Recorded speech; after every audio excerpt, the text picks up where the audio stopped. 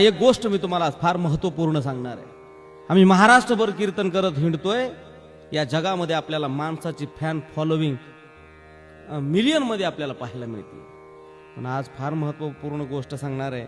अरे माणसाची fan following वाढेल यात नवल वाटत नाही मला, पण या महाराष्ट्रामध्ये एका बैलाची सुद्धा फॅन फॉलोविंग मिलियन मध्ये आहे, मिलियन मध्ये आहे. हा, अरे बैलाचं सुद्धा प्रारब्ध बदलून दाखवलं आमच्या बैलगाडा मालकांनी. एक गोष्ट सांगतो ऐका.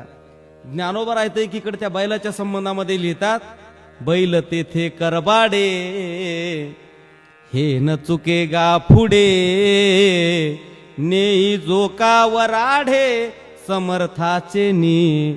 ज्ञानोबा राय म्हणतात, गरीबाच्या लग्नाला जरी बैलाला नेलं तर त्याला कडबाच खायला मिळणार आहे, आणि श्रीमंताच्या जरी लग्नाला नेलं तर तरी त्याला कडबाच खायला मिळणार आहे.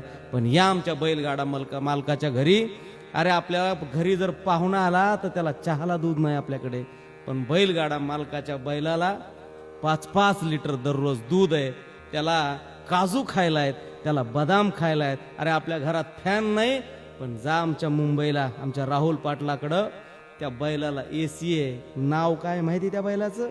मथुर नावाचा बैल आहे, मथुर नावाचा.